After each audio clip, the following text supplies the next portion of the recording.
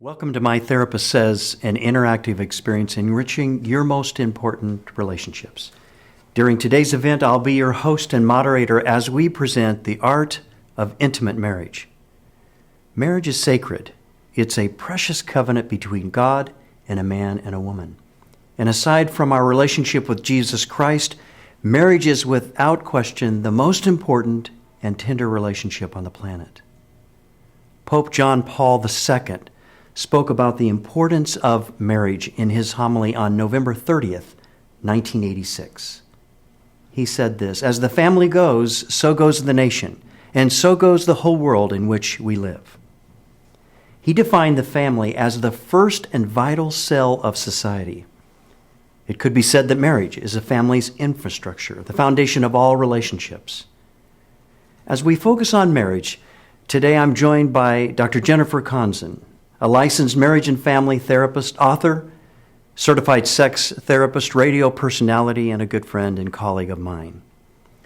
Dr. Conzen has been a regular guest on our broadcast over these past 10 years. Today's event takes place before a live audience and live streaming while offering practical biblical solutions. It's like having your own Christian doctor within the comforts of your living room. I hope you will sit back, relax, and take in these life-changing insights. Please join me as we connect with a live audience and My Therapist Says. Once again, welcome to My Therapist Says, and we are so glad that you are here. And Dr. Jennifer Conzen, who is a licensed marriage and family therapist, certified sex therapist, a colleague of mine, is with us once again. And we're just so thankful for her being here. She has her doctorate in marriage and family therapy and has a private practice and also a center within the Center for Enriching Relationships, which is on the art of intimate marriage. And she has a brand new book that we have here this evening that you are able to actually have signed at the end of this hour and 15-minute segment of My Therapist Says. And it's $20, and she also has some other things that are available. Hopefully she'll be able to talk about those at the end of our My Therapist Says just before 8 p.m. This evening.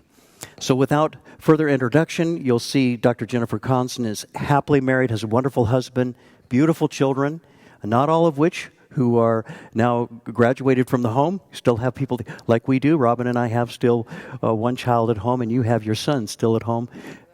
That's right, there's two still at home, and 4 children. So you're going to find this delightful with Dr. Jennifer Conzen. Would you please join me in welcoming Dr. Jennifer Conzen? Well, I'm so glad to be here. This is like a little odd, but it's one of my favorite things to talk about. I am going to talk about the art of intimate marriage. We're going to talk pretty exclusively about sex tonight. When I speak on intimacy, I do speak about the entire intimate relationship, the communication, the friendship, touch, and so on. Mostly tonight, we're going to be talking about sexuality. And I do have the honor to work with a lot of couples in this area as a certified sex therapist and a certified chemical dependency counselor, which means I also work with addictions. And sometimes challenges with sexuality and challenges with addiction kind of come together in the same couple, so I work with both. We're not going to go into that part today, but okay, so let's get going. It's hard to talk about sex, right? So I had somebody say to me once that, Jennifer, like, have you always talked? I was literally drawing out a diagram of the sexual genitalia and describing how it all works and what you need to do. And she was like, oh my goodness, like, have you always been this comfortable talking about sex? And I'm like, well, you know what? I teach about it. I do it for, I'm a therapist, so I talk about it a lot. But let me tell you, when I get home and I have to have a conversation with my own husband about what I'm feeling or thinking about our sexual relationship, it's like, I don't even want to say it. Like, it's so hard to get those words to come out of my mouth, right? So it is difficult to talk about the sexual relationship. One of the things I always tell people is it's easier to just go and have sex than it is often to go and talk about sex. Let's just go do it and then no more talking. So we're going to watch an example. This is hilarious. Enjoy. You know, there's so many little pieces in that, right, that show some of the challenges. If you'll hear what he said, not a great version of the video, but he said, for the next 6 months, no eye contact. You know, we are not looking at each other for a while. You know, and how when she first starts to say, so how often do you have sex? Right? It's hard. It's hard to talk about it. So let's talk about it. How does God want us to talk about it? This is going to be super brief, but I'm going to give you a quick overview. How does God want us to view and talk about sex? Well, if you look in Ezekiel 16, and then you look in Ezekiel 23, you'll come to an understanding of how God uses sexual language to share his heart. In Ezekiel 16, he's talking to the nation of Israel, and he's telling them, you have committed idolatry. And he uses sexual language, and we're going to quickly look at it, to express his very heart. Look at Ezekiel 16. I passed by and saw you kicking about in your blood, and as you lay in your blood, I said to you, live. I made you grow like a plant of the field. You grew up and developed and became the most beautiful jewels. Your breasts were formed and your hair grew, you who were naked and bare. Now see, he's talking about the nation of Israel, but even right here you see your breasts were formed and your hair grew. So he's using sexual language to actually address the nation of Israel and their idolatry. And so it goes on. But you trusted in your beauty, and you used your fame to become a prostitute. You lavished your favors. And I'm not going to read the whole thing, but look at the words highlighted. Your prostitution, you engaged in prostitution, you degraded your beauty, very end there, offering your body with increasing promiscuity to anyone who passed by.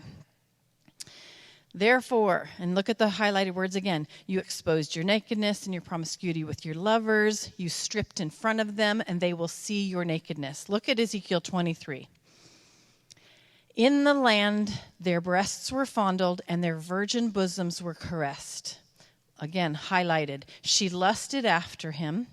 When during her youth men slept with her, caressed her virgin bosom, and poured out their lust upon her, there she lusted after her lovers, whose genitals were like those of donkeys, and whose emission was like that of horses. So you longed for the lewdness of your youth, when in Egypt your bosom was caressed and your breasts fondled. Okay, again, he's actually addressing the nation of Israel and their worship of other idols, and he's using not just sexual language, explicit sexual language, talking about emission and talking about breasts and genitals, right? God right here is trying to convey, like for those of you, which is most of you who are married here, I work with couples, they come in, and if there's been any unfaithfulness, then that might be some of your stories. It's one of the most painful things to recover from for most couples. So even the idea, for those who haven't gone through that, even the idea of their spouse being unfaithful, right, is incredibly painful. And so God's saying, he's using this sexual language of adultery to say, this is how I feel. He's expressing his actual heart. This is the same level of pain you would feel about adultery I feel when you worship other idols. God actually uses sexual language to make a spiritual point. And it makes sense because he does it all throughout. As far as using physical language, God talks about the rocks crying out and the trees clapping their hands, right? He talks about the creation and how it expresses who God is. Well, in the absolute deepest sense, Jesus is the physical manifestation of the spiritual God, right? So God uses the physical to express the spiritual. So in the same way, he uses the sexual to explain the spiritual. It's important that we understand that because we tend to go, sex is over here and God is over here, and those two things are never in the same sentence. I have a book called Sex and the Supremacy of Christ, and I always joke. Sometimes I would accidentally leave it out on my coffee table, and people would go, what is that? Sex and the Supremacy of Christ. That's a weird title. You know, we would never put Christ and sex in the same sentence. That just seems weird, right? We do that God's over here, sex is over here, and that is not at all how God is. Go ahead and go to the next slide. The other point, this is actually straight out of Piper and Taylor's book, by the way, if you ever want to read Sex and the Supremacy of Christ. This is vital. This is how important sexuality is. In Matthew 1:25, he says, Joseph did not know her, Mary, till she brought forth her son. The word here, in most of your translations, it says he didn't have relations with her. But in the Greek, the word is to know. He did not know her. So if you look at some of the more exact translations, it's going to use that. That's important because it's the same word used in John 10 and John 17. When Jesus says, I know the sheep and the sheep know me. I know the Father and the Father knows me. That word to know is the same word used to describe Joseph did not know Mary. So it's the same word about their depth of their intimate connection. I mean, how much does God know Jesus and Jesus know God? Like that depth of intimate, complete knowing is the word God uses to describe their sexual relationship. Why is that important? Not because what Jesus and God had was sexual, but because that's what sex is supposed to be about. That depth of intimate connection. And it's very helpful because it's actually in the Old Testament as well. So this is with Adam and Eve. Adam knew Eve in Genesis chapter 4. That word there is yada. If you saw certain famous episodes on TV, yada, yada, yada. That's a Jewish euphemism found in Genesis 4 and several other places, which means to know. Same thing as Jeremiah 31:34, where it says, no longer will they teach their neighbor and say to one another, know the Lord, because they will all know me. They will all yada me. So it's Adam, yada, Eve. Joseph did not gnosko Mary. So it's vital to understand God doesn't do this, God here, sex here. He actually uses his relationship with us, that depth of his relationship with Jesus, to explain what our marital sexual relationship is supposed to be like. So God uses sexual language to convey the importance of sexuality. The other thing is that knowing God then guards and guides our sexuality, which we know that one pretty well. We're more familiar with that. That obviously knowing the scriptures, following God, obeying the scriptures will guard our sexual choices. What's really helpful, though, is when you look at Romans 1, it talks about that they didn't retain the knowledge of God. And then, therefore, it led to all kinds of sexual disordering of their life. So our very knowledge, says it also in 1 Thessalonians 4, our very knowledge of him keeps us from disordering our sexual life. That helps us to understand that this isn't a separate thing, God and sex. Why are we starting there today? That's kind of a heavy way to start talking about the sexual relationship, because we need to place sex in the overarching teaching in the Bible. Okay? All right, let's talk about some practicals. This is super helpful. In 1 Corinthians 7, the reality is a lot of times in 1 Corinthians 7, people utilize that to say some things it doesn't actually say. So this is where the whole idea of the marital duty and his body belongs to her and her body belongs to him. It's important to understand that that word there, exousia, the belongs to, literally means has delegated authority over. It says that the wife's body belongs not only to herself, but to her husband as well. So the first person that actually owns the body is her, and then she gives delegated authority to him. God gives it to the husband. And the same way that the wife has delegated authority over the husband's body. Okay, think about this. Okay, I want you to all shout out this answer. If somebody borrows something from you, how should they return it? Same or better condition, right? In as good or better condition, right? You are a steward. That's what that word exousia means. It means that you have delegated authority by God, like with money, right? Your money's not your own. God should tell us how to use our money. We understand with money. That's exactly the idea that's expressed here in 1 Corinthians 7, that your husband's body, your wife's body, it is yours. It belongs to you. And how are you supposed to take care of it? Well, you're supposed to return it to God in as good or better condition. So this takes away the whole, I'm supposed to have sex. I mean, this is quite common for women, some men, if the wife has the greater sex drive, where it's like, well, I'm doing it because he wants it, she wants it, so okay. Corinthians, when you really read it correctly, puts it in this whole other, we're called to present each other to God radiantly. That we are called to give your wife's body, your husband's body, back to God in better condition. So I love this, though, because the reality is, okay, that's a nice thought, Jennifer, but there's a lot of junk in our background. There's a lot of junk in my background. That's nice that we're supposed to please one another, which is the other thing that Corinthians says. But what about all this stuff between us, or stuff that I did before, or stuff that was done to me when I was growing up? And we're not even going to get into that tonight.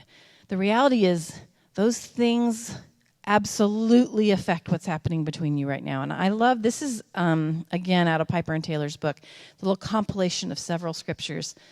To those for whom sexual experience has resulted in unholy pain, Christ says, I understand well your experience. I hear the cry of the needy, afflicted, and broken. Come to me. I am your refuge. I am safe. I will remake what is broken. I will give you reason to trust and then to love. I will remake your joy. Isaiah 58 talks about the gorgeous garden that can happen in our lives. And this here, he says, I will remake your joy. Actually, go ahead and go back to that slide before. I will remake your joy means that God, you might not be experiencing a heck of a lot of joy in your sexual relationship right now, or maybe even in your marriage. Or because of the background that you have, it might be stealing your joy. Remember that God can remake your joy. He can bring joy back into your sexual relationship.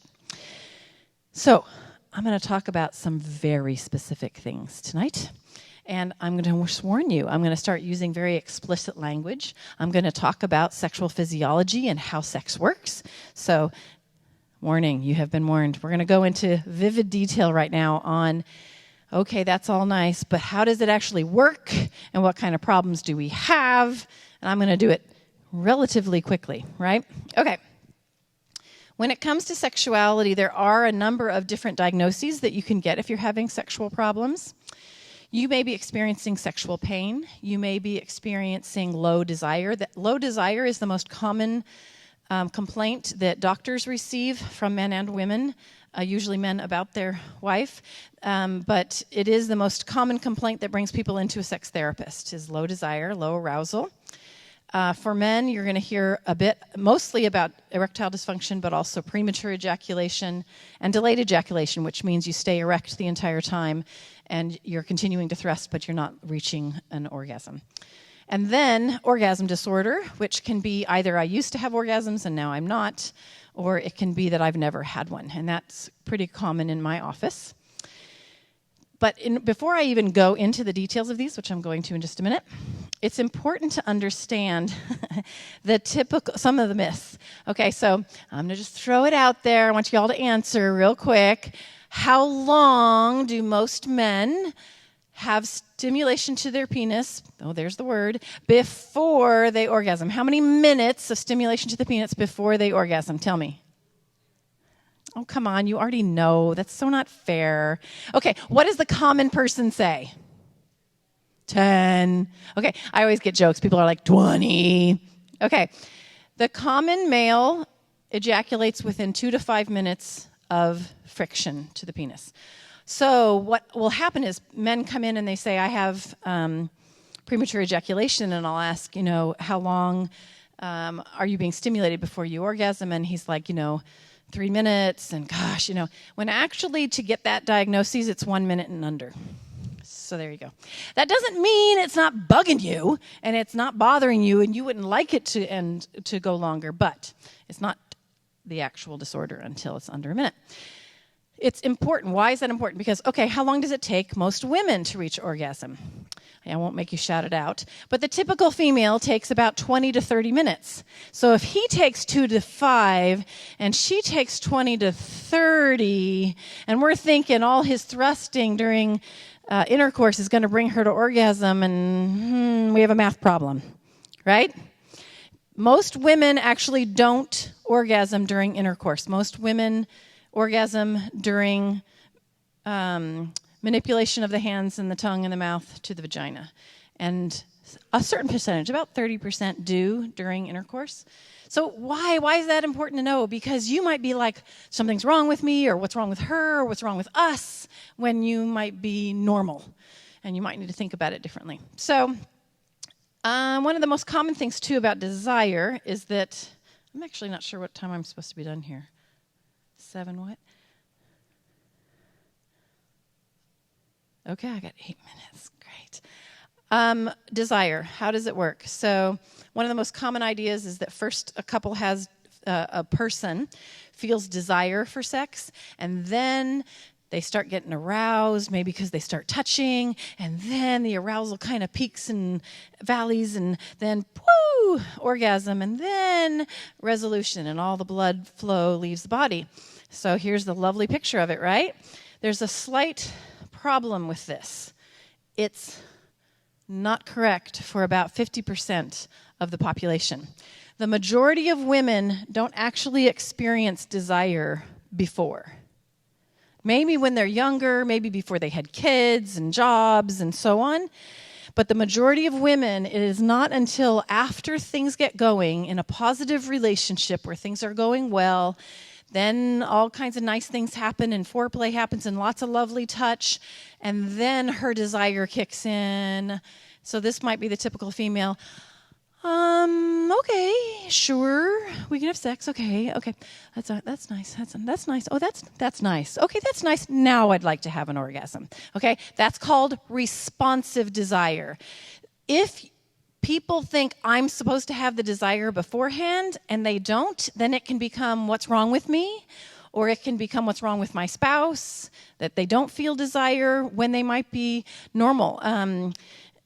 I have a good chunk of the men that come in to see me have low desire. And so we have this teaching in our culture that men always want sex, right? But what if you're a male that doesn't actually think about it that much? Then there's something wrong with you, right? And this is the common thing I hear from wives is, he's not attracted to me.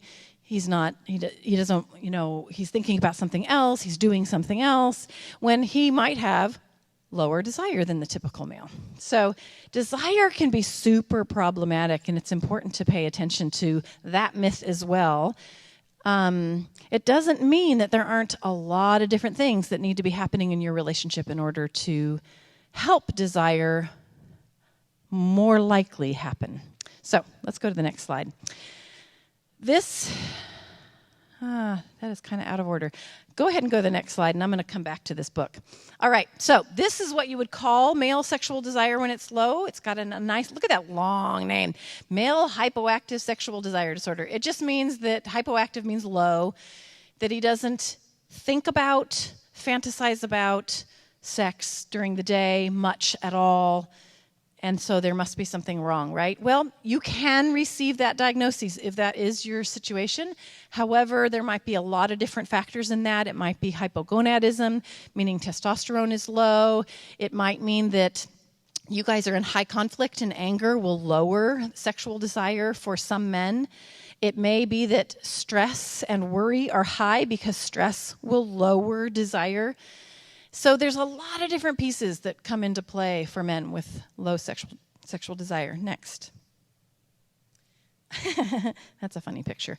Okay, so we already explained premature ejaculation, but the reality is when people don't know what's normal, there's often, I can't tell you the number of times that I have a woman who's expecting, well, he's going to stay erect for a certain amount of time, and then when he doesn't, she's very disappointed. And yes, when that disappointment's high from a spouse, it can create all kinds of anxiety, which is the same with erectile dysfunction.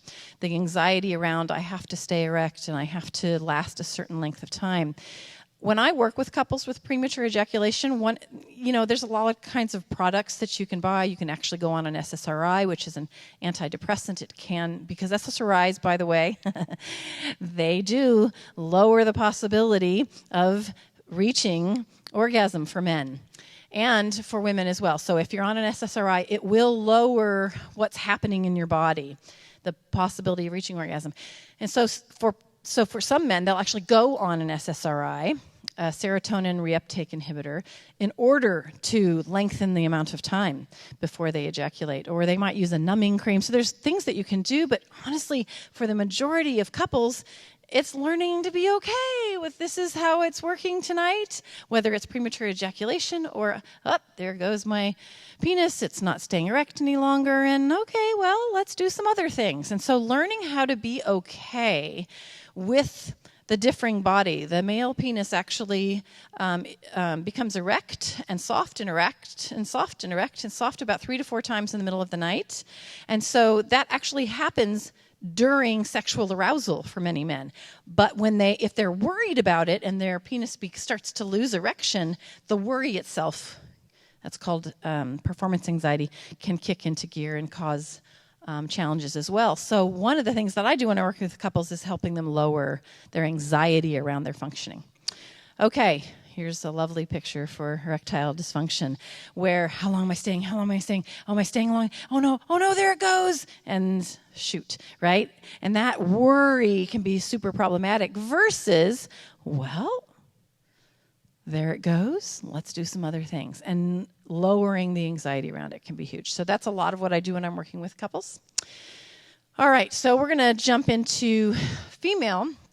I've already explained the desire and arousal challenges, but the way it relates to orgasm is that many women, because they're not receiving enough stimulation to the clitoral tissues, to the vulva, then they don't reach orgasm. So the way it works is, see a big oval. You got the anus down here, you've got the vagina here, you've got the urethra here, and the clitoris up here at kind of the top of the oval of the vulva. And what happens is, for women, they need pretty direct, that's not the best word, they need indirect stimulation to the clitoris to reach orgasm. Well, the clitoris, people tend to think is just that little knobby part sticking up above at the top of the vulva. But the clitoris, that's just the head, like the shaft for the male penis, that's just the head that's sticking out. There is a shaft for the clitoris. It goes into the pelvic floor. And then the legs come down around. There are legs. Your clitoris has legs. I had a woman say to me the other day, I just found out that I have 2 sets of legs. I never knew that. Yes, you do. All women have 2 sets of legs. The crura is what they're called. They come around the vulva. So women often can reach orgasm not by directly going to the clitoris, but by stimulating the clitoral legs, which are a part of the clitoris, that surround the vulva, that come around the vagina.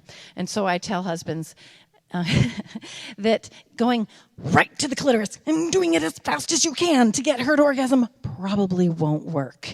She's got all kinds of other tissues, and so the erectile tissues of the vagina, of the vulva actually, surround the crura, and they surround the clitoris, just like they surround the urethra through the male penis. So erectile tissue is all spread out for women.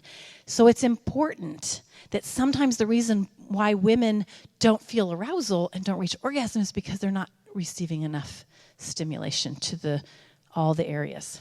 All right? This is another big thing for women, is vaginal pain. I'm just going to briefly touch on it because these might be some of your faces while you're having sex.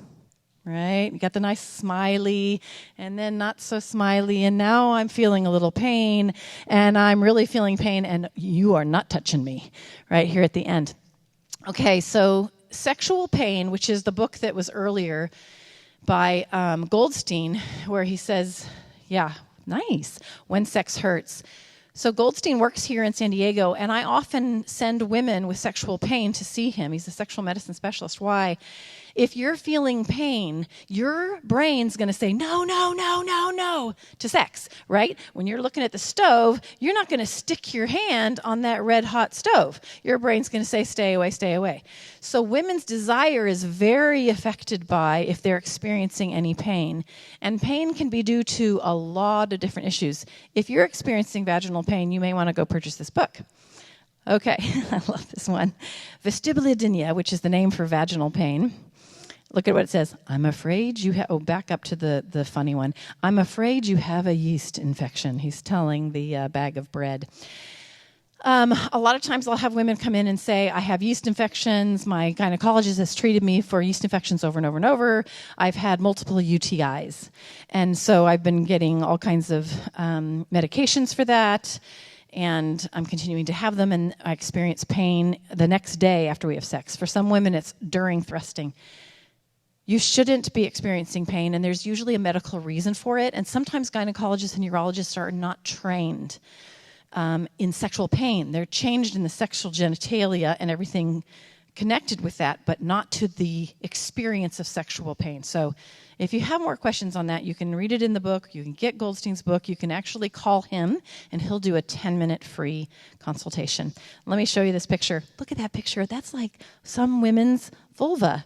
It's all dried up. So when women go through menopause, or if you've had breast cancer, or if you're having any estrogen or testosterone issues, this is what can happen to your vagina and the tissues of the clitoris and the labia, which is the lips around the vulva.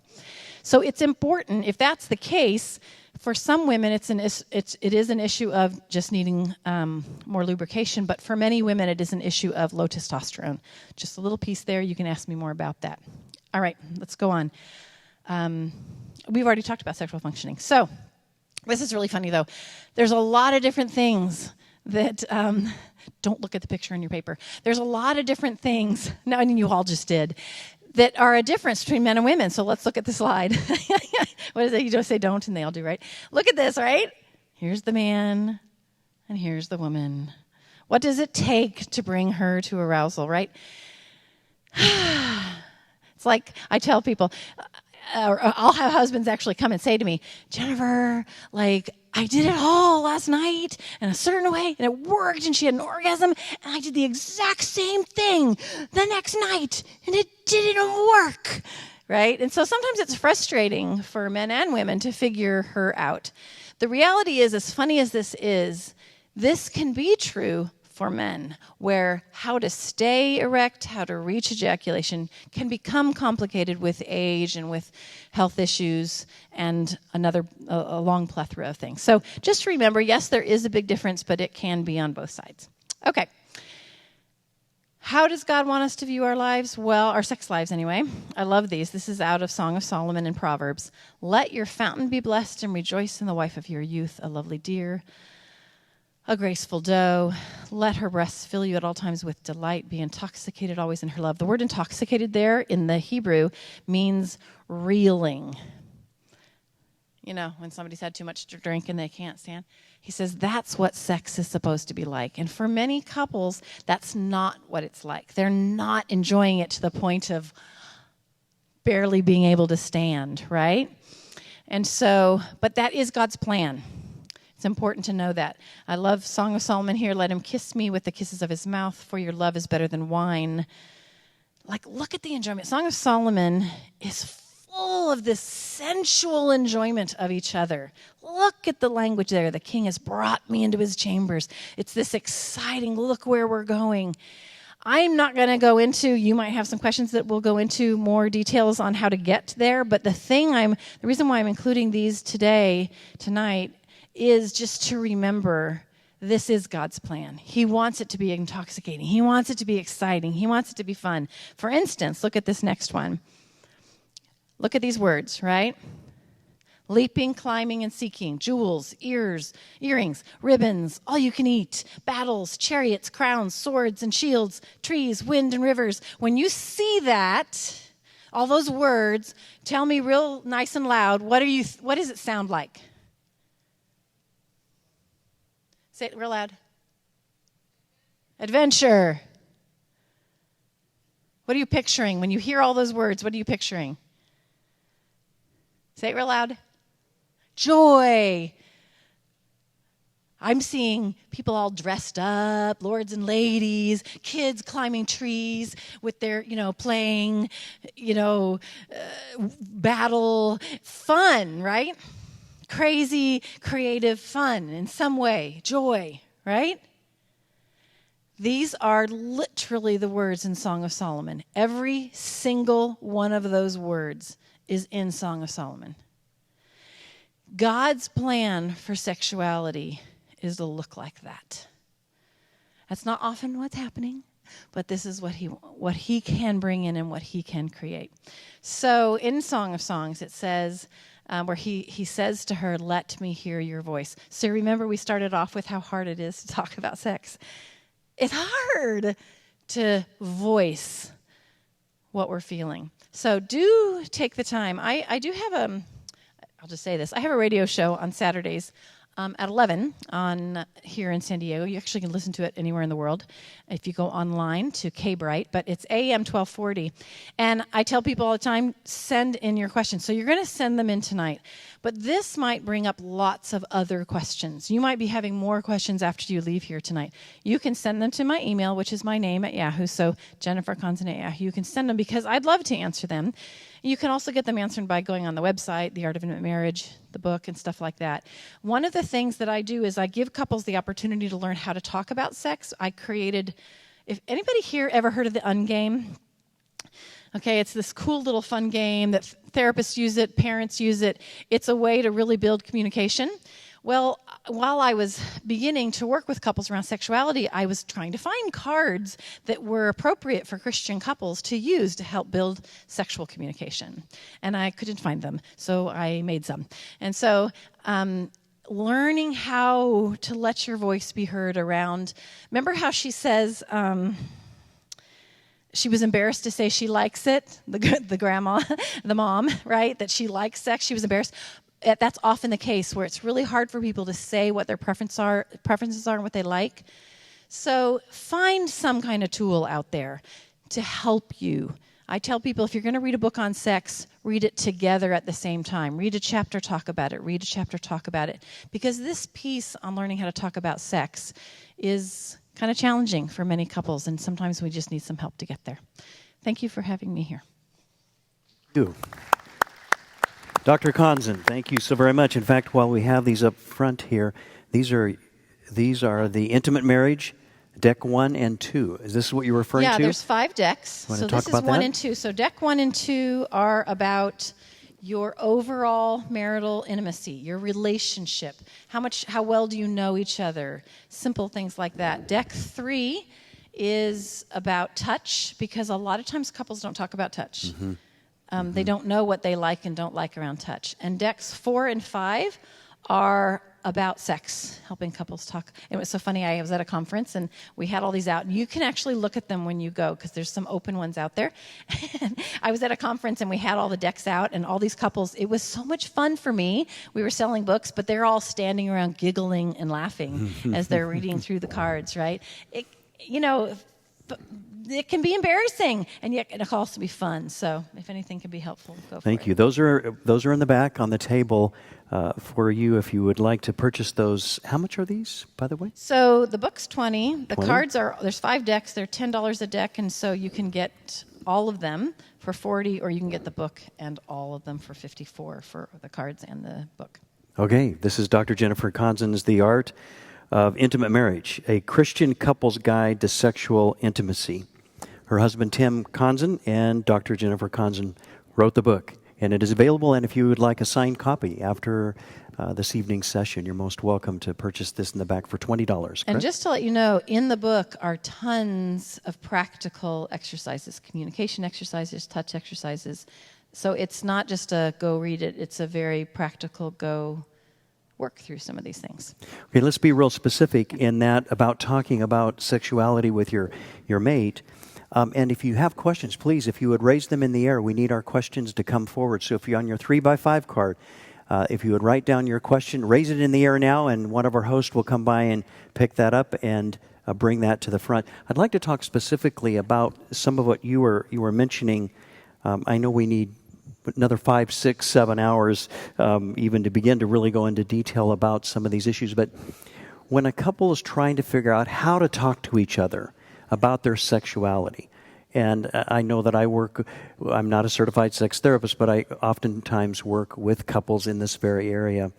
And how do you help people to begin to even talk about sexuality between them as a couple? What are some starting points? How would you help those of us here today or those of us listening on live streaming or later as they listen to this or maybe revisit it again? What are some practical tools of how to begin? How do you begin? I know you have these wonderful cards that you've developed. You have your book. There are many other books, but you have a book that gives great detail how to do this. Help us with that. One of the things that I recommend couples do is start basic, like having the kind of conversation on, so what was it like in your, because most couples haven't even talked about this, what was it like in your family as far as like, was there a birds and a bees talk? And so talk about that. So what was it like in your family talking about sexuality? You can, this is blogged on my website where it's a whole entry on the background, people's background and their experiences growing up during childhood and adolescence.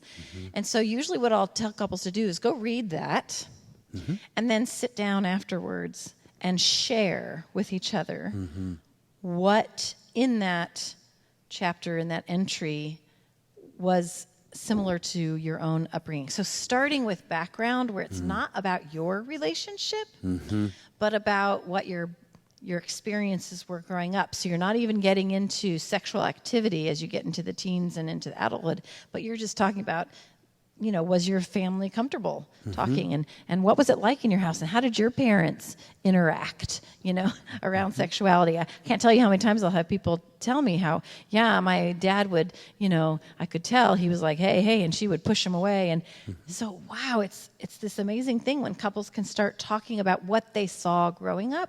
And I usually recommend that, start there.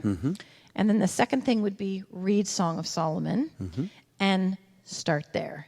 There's a lot that comes up in reading Song of Solomon, whether it's insecurity, hurt, anger, because sometimes people read Song of Solomon and they go, well, that's all nice, but that's not what's happening for me, for our relationship. And so it can engender some painful expressions, but it can also engender, what do you think about that? How are we doing with that? There is a book, it's got a new title called Hot and Holy. It's by Sam Lang, Laing, and it's a small little book. It's originally called 5 Senses of Romantic Love, and you can just read that about Song of Solomon and then talk about it. So I would start with those simple things, the scriptures, and then our background, and start there. So what do you do when some couples start to talk about this, and then there is this shame that comes in, feeling uncomfortable? I know with our own children, we started talking about genitalia, naming, you know, really a penis is a penis. That's the vaginal area.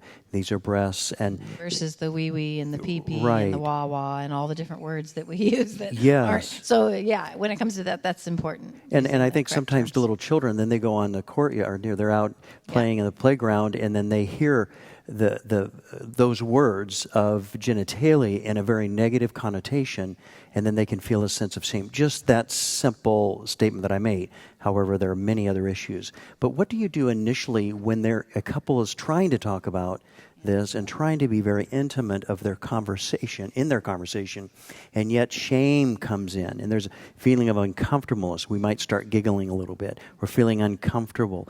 What would be some suggestions for that couple?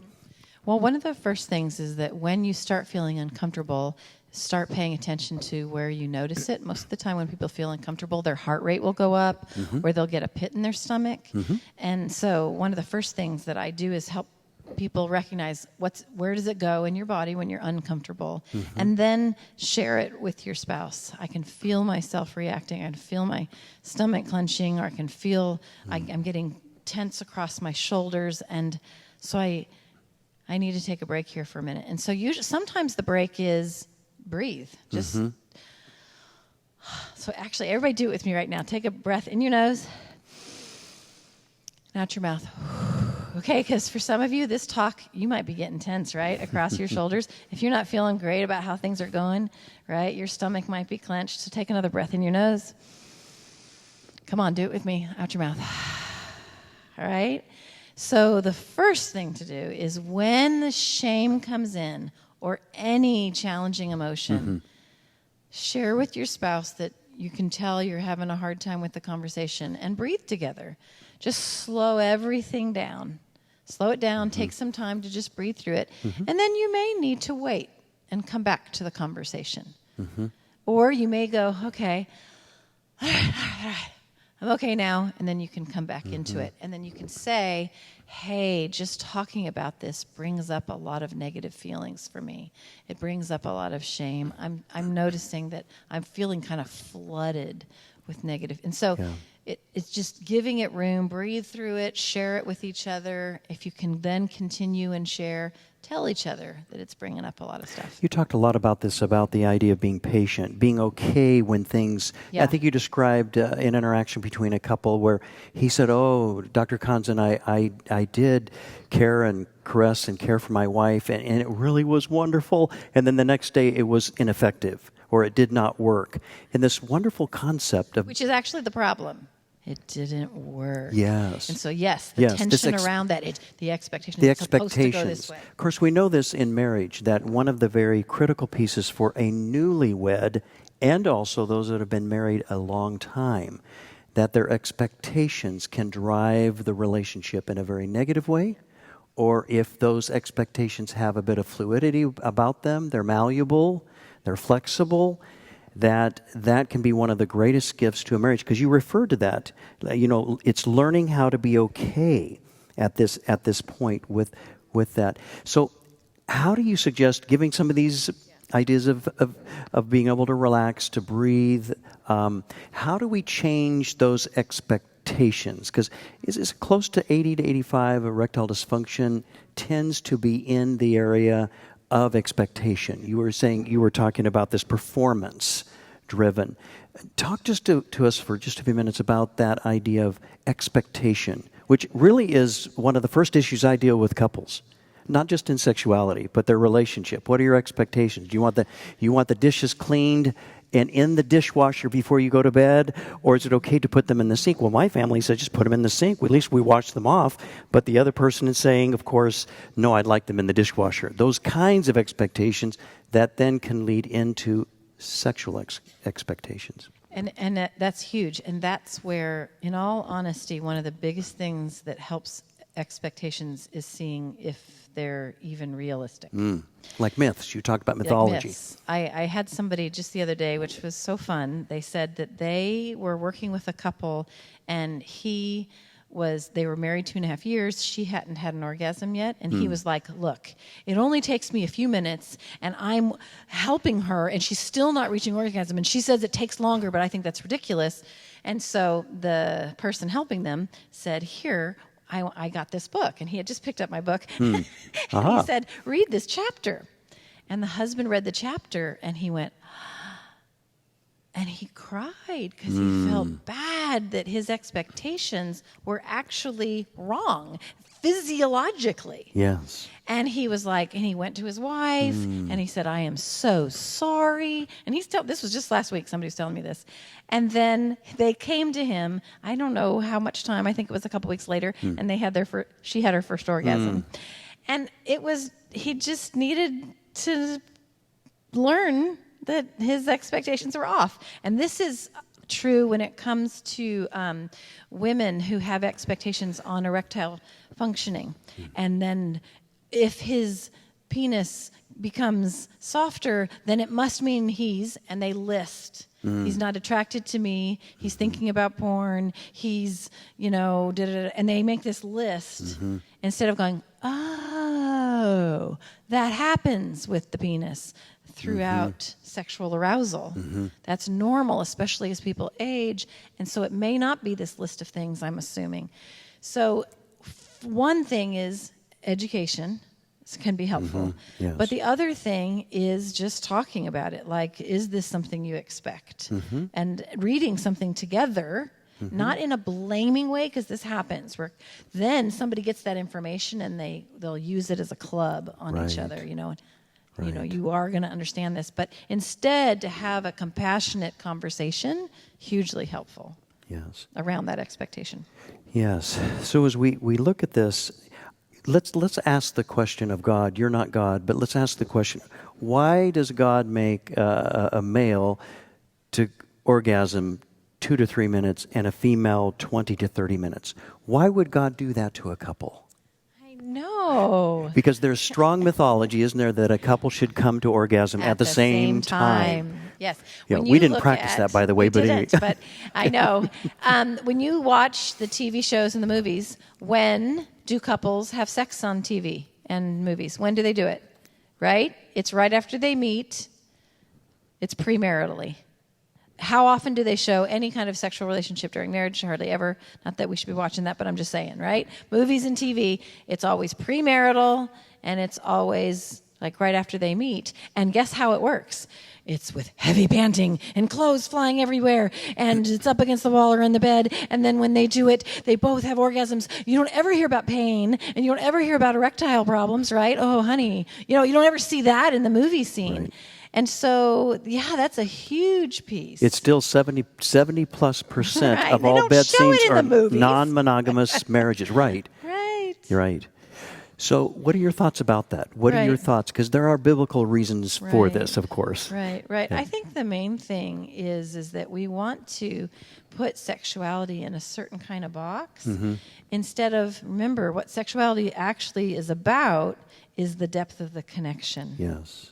And so when you have time to play with one another and arouse one another and touch one another, and you're thinking, so 1 Corinthians 7 says that, you really shouldn't get married because then you are going to be focused on pleasing your spouse, pleasing your wife, pleasing your husband. So he tells people not to get married because what are you going to be focused on? Pleasing your spouse. So when you are focused on pleasing your spouse, the amount of time stops really being important. Yes. And it's more about giving. So, there's principles within the Bible that we as men are asked to lead.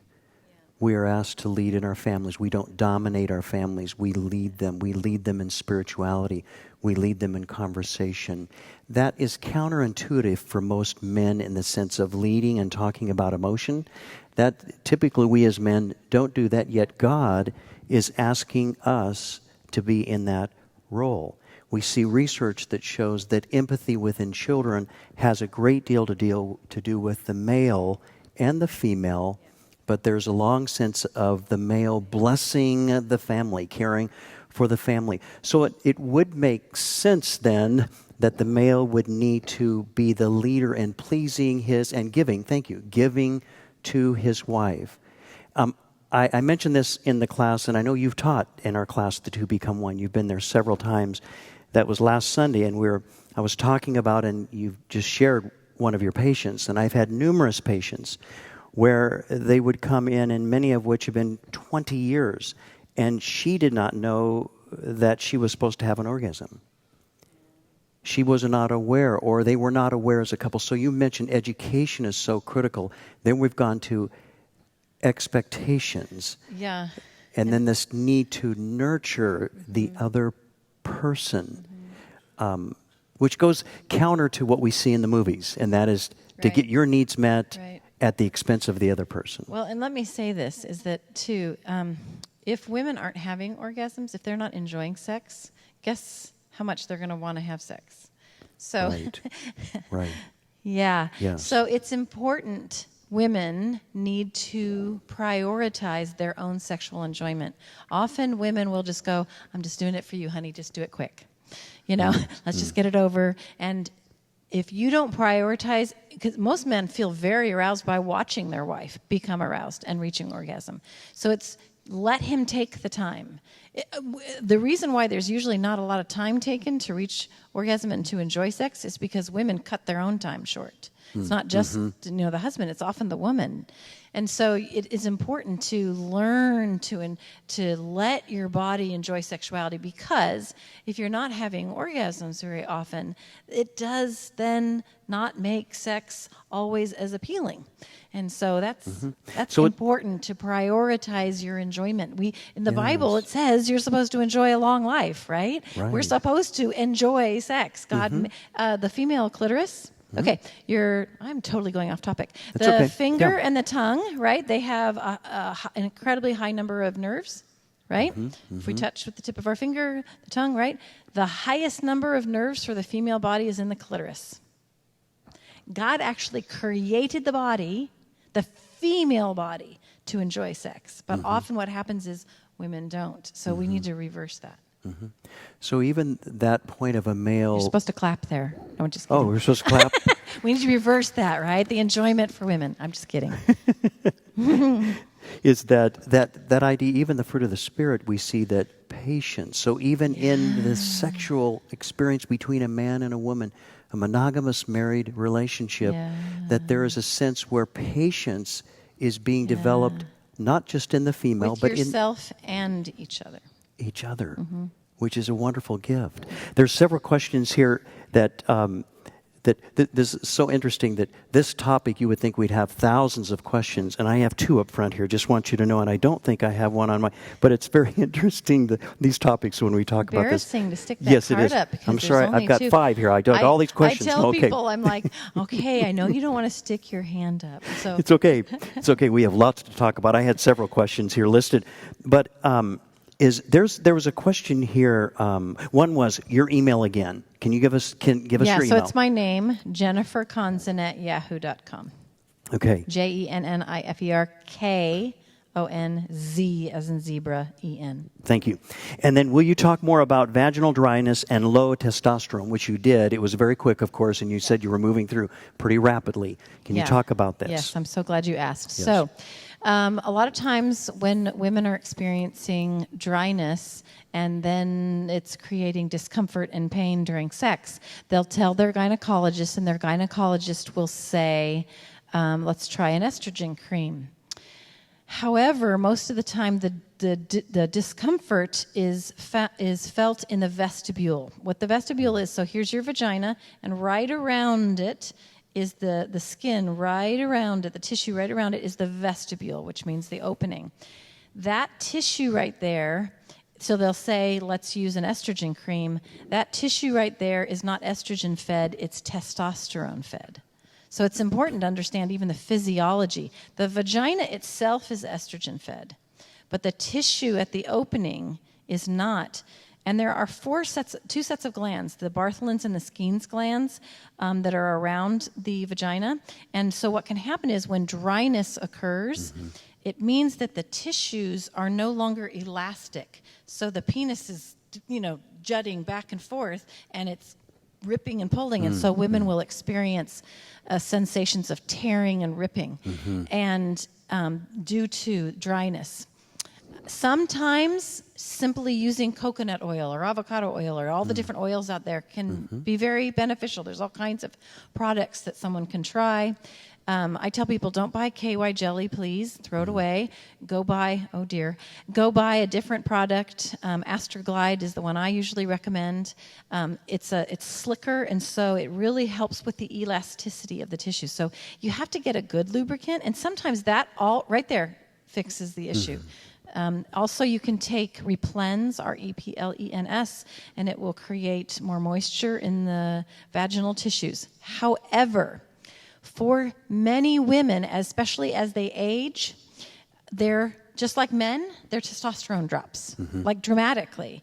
And the testosterone dropping causes the tissues of the vagina to actually shrink and dry up. So it's not an estrogen cream somebody uses. It's actually, and women are not, it's not FDA approved to use testosterone for women. it doesn't mean that you can't use it. A doctor can give it off-label. And so what women have done is they'll go see a specialist like Dr. Goldstein, and he'll put them on usually a combination of estrogen, progestin, and testosterone. But it's the testosterone, and I've seen pictures, like I should have had one up here, of the clitoris and the lips and the rugae, which is the way that the tissue works. It's kind of bumpy. It starts being flat when there's not a lot of testosterone, and that's what causes the challenge with the elasticity. And so when someone starts taking either a cream that you put directly onto the vagina, and there's other ways to take it as well, all of a sudden the tissues of the sexual genitalia plump up for women, and then they're no longer having some of the challenges with the dryness and with the lack of elasticity. Okay. So testosterone is actually, for many, what they need rather than estrogen, or they need a combination of each of them. Yeah, this is a very, very often. And what I want to make sure is you have openings for new clients. Am I correct in your practice? Yes, we're all in the same practice, but I'm just asking you because there are probably those listening here who may be challenged in this area. And what's important is that what I'm sharing with you right now, as far as physiologically, like I said, sometimes gynecologists and urologists, they actually don't have that sexualized training. So I go to the trainings that I sit with, so people come from all over the world to get trained by Dr. Goldstein here in San Diego, and I sit in those trainings, and almost everybody there is a gynecologist or urologist, and he'll say, do any of you do this test? Do any of you do this assessment? And they aren't doing them because they're not trained in sexual medicine. And so that's why the gynecologist is a very good practitioner, but they actually don't know to ask those questions or give those other options. Okay. And so that's why it's important to see a specialist. One last question before we end here this evening. Someone had asked this question: as far as spicing up your sex life in your marriage, is it sinful to go to a sex store for those types of materials? Is it sinful to use toys with each other during sexual intercourse? This is a common question, I know. Yeah. Okay. When I do workshops, those are the kind of questions I'll do the question and answer, and these are the 5 questions that come up. Anal sex, oral sex, toys, masturbation, and pornography. Every single time. So I know you are all thinking them. You just didn't write them down. Because those are the ones that come up, and this is a big one, is what about toys? And I tell couples, it's actually not for me to tell you what you should or shouldn't do. There's no scripture that says whether you should or shouldn't do that.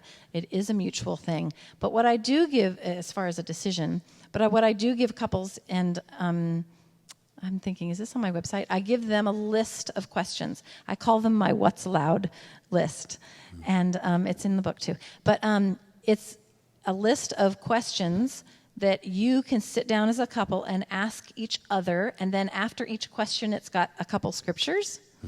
So that you can decide, some of the questions are, is it prohibited by scripture? So that's going to limit quite a few things.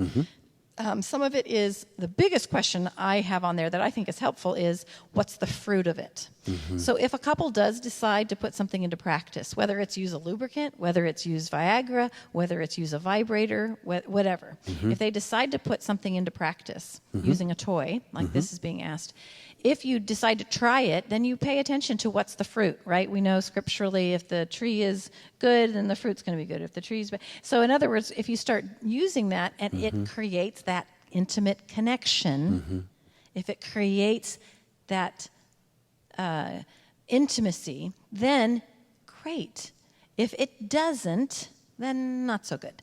And so couples should sit down and talk about these different choices. I did have somebody just this last week.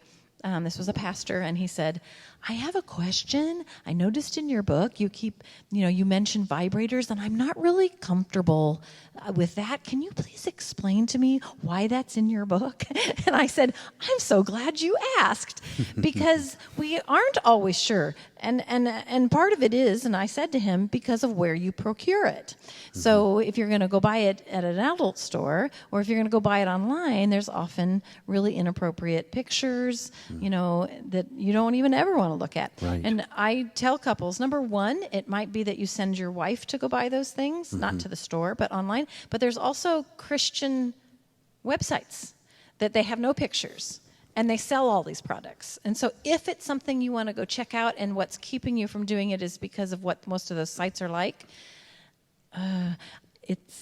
You can ask me, you can send me a question, and I'll tell you what the websites are called. You can find places that can procure those things, again, after you've decided as a couple mutually. Sometimes people have inhibitions about utilizing different things, and you need to talk about those and honor those. One of the other questions on my What's Allowed list is, does it bother anyone's conscience? Does it make them, does it bring up a lot of things from their past and the world, things of the world? So you really need to tenderly and carefully examine those questions and honor each other. Thank you. Thank you. We are out of time. We have one more minute, and I need to just say a couple things, but will you be willing to come back, Dr. Conson, to one of our broadcasts? She said yes, so thank you. We need a lot more time than we have, but would you join me in thanking Dr. Jennifer Conson for her presentation and being here with us this evening? Thank you. Want to mention our next My Therapist Says is called Trauma Healing Hurts from the Past, and that is with Dr. Barbara Burt, a licensed clinical psychologist, and we'll be looking at how to work on trauma or hurts from the past. You can see that on the screen as well. That is coming up April 4th at 6:45 here in the Skyline Church main auditorium. Let's have a word, and then we will close for this evening. I thank you for being here this evening to My Therapist Says. Let's pray, shall we? Father, we thank you for the gift of how you speak to us when we talk about sexual terms, in the sense that you created us to be sexually healthy persons, human beings. And so we thank you for the privilege of discussing these very important topics, and most importantly, that we were focused on you, because you're the gift to us, and we thank you for that. So bless every person that is here this evening in the auditorium, those perhaps listening in or listening at a later time. We just give you praise for who you are, whose we are, in and through Christ Jesus. And it's in his precious name, the precious name of Jesus, that we pray all this. Amen. God bless you. Thank you again for coming to My Therapist Says.